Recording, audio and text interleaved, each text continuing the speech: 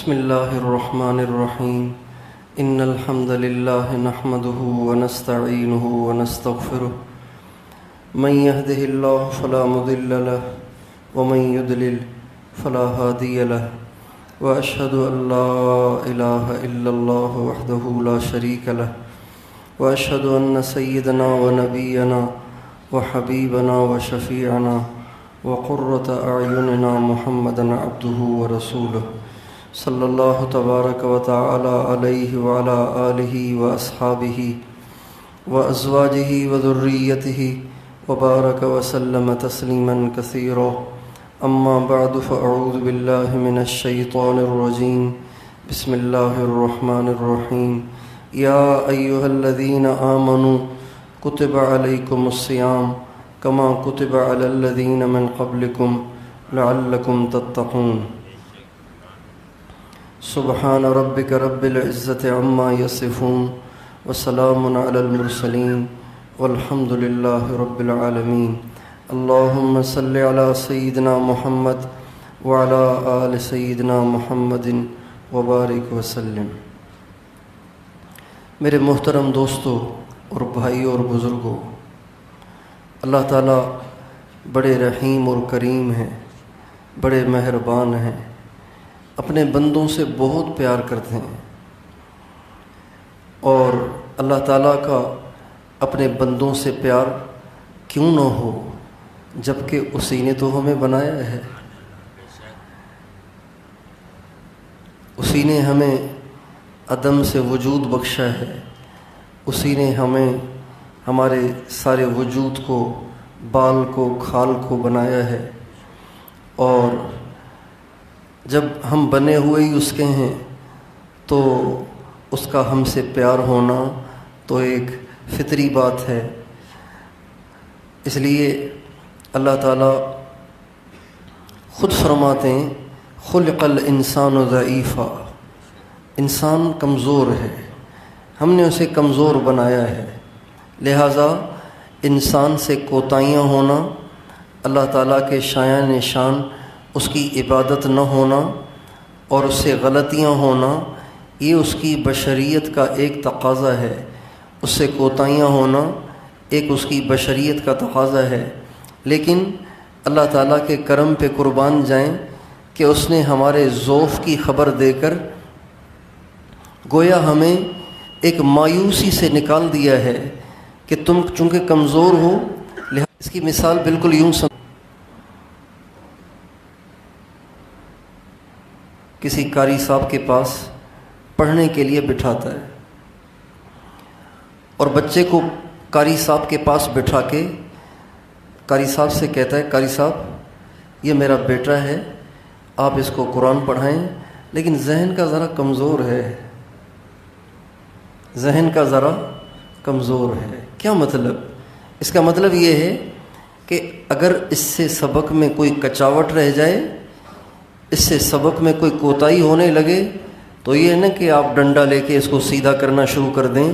یہ فطرتاً بیچارہ کمزور ہے، لہٰذا آپ محنت زیادہ کریں اور غلطی ہو جائے تو درگزر کریں اور زور لگائیں۔ اللہ تعالیٰ نے ہمیں بنایا اور بنا کے خود ہی فرمایا میں نے انسان کو بنایا ہی کمزور ہے۔ کیا مطلب؟ اس سے کوتاہیاں ہو جائیں گی، اس سے غلطیاں ہو جائیں گی، اس سے نافرمانیاں ہو جائیں گی، لیکن مایوس نہ ہو، توبہ کرے گا ہم معاف کر دیں گے۔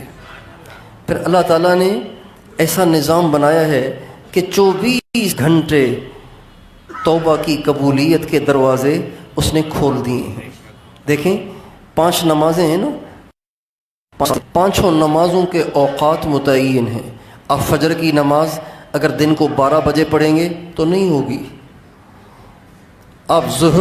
عصر کی نماز 1 بجے پڑھیں گے تو نہیں ہوگی، مغرب کی نماز 4 بجے دوپہر کو پڑھیں گے تو نہیں ہوگی، عشاء کی نماز 6:30 بجے پڑھیں گے تو وہ تو مغرب کا ٹائم ہے، اس وقت عشاء کی نماز نہیں ہوگی۔ رمضان کے روزے اگر آپ رمضان سے پہلے شعبان میں ہی رکھنا شروع کر دیں تو وہ نہیں ہوں گے۔ روزوں کا وقت مقرر، نمازوں کا وقت مقرر، حج کا وقت مقرر، ایسے ہی زکوٰۃ کے لیے بھی قوانین اور ضوابط ہیں، لیکن توبہ کے لیے نہ کوئی وقت مقرر ہے، نہ کوئی قانون مقرر ہے۔ بس اللہ تعالیٰ یہ کہتے ہیں جب تم گناہ کرو اور تمہارے دل میں اس کا احساس ہو جائے تو تم میرے سامنے جھک کر مجھ سے پچھلے کی معافی مانگ لیا کرو، آئندہ صحیح چلنے کا عزم کر لیا کرو، تمہارا گناہ چاہے کتنا بڑا ہو میں اسے معاف کر دوں گا۔ سارا سال توبہ کا سیزن ہے۔ توبہ کے لیے جیسے رمضان کے روزوں کے لیے رمضان ہی ہے، ایسے ہی نمازوں کے اوقات میں ہی نماز ہے، اس کے علاوہ وہ نماز نہیں پڑھ سکتے، پڑھیں گے تو بعد میں پڑھیں گے، قضا کر کے پڑھیں گے۔ اسی طرح توبہ کے لیے کوئی شرط نہیں ہے کہ رات کو 2 بجے اٹھ کر کسی جنگل میں جا کر یا بیت اللہ کے پردے سے چمٹ کر یا حضور کے روضے پہ کھڑے ہو کر یا ریاض الجنت میں کھڑے ہو کر توبہ کرو گے تو قبول ہوگی، اگر اس طرح توبہ نہیں کرو گے تو توبہ قبول نہیں ہوگی۔ اللہ تعالیٰ نے اس کی شرط نہیں لگائی، بلکہ اللہ تعالیٰ فرماتے ہیں تم شہر میں ہو، تم گاؤں میں ہو، رات ہے، دن ہے، گرمی ہے، سردی ہے، کوئی لمحہ کوئی گھڑی ہے، تم توبہ کرو میں معاف کر دوں گا۔ اگر اللہ تعالیٰ اوقات کو متعین کر دیتے، جیسے نماز کا وقت مقرر ہے نا، ان الصلاۃ کانت علی المؤمنین کتابا موقوتا، نماز کا ٹائم مقرر ہے۔ ایک آدمی دن کو 11:30 بجے فوت ہو جاتا ہے، 11:30 بجے فوت ہو جاتا ہے، تو اس سے ظہر کی نماز کا حساب نہیں ہوگا، اس کو ظہر کی نماز پڑھنے کا ٹائم ہی نہیں ملا، اس کو ظہر کی نماز پڑھنے کا ٹائم ہی نہ ملا۔ اگر اللہ تعالیٰ توبہ کے لیے کوئی ٹائم مقرر کر دیتے، مثلا رات کو 2 بجے اٹھنا ہے، ٹھنڈے پانی سے نہانا ہے، اندھیرے میں کھڑے ہونا ہے، 50 رکعتیں پڑھنی ہیں، 1 گھنٹے کی دعا مانگنی ہے اور گڑ گڑانا ہے اور لمبے لمبے سجدے کرنے ہیں، پھر اس کے بعد تمہاری توبہ قبول ہوگی۔ اگر اللہ تعالیٰ کسی وقت کی تعیین کر دیتے تو جس آدمی سے گناہ ہوتا اور گناہ کے بعد اس وقت کے آنے سے پہلے اس کی موت ہو جاتی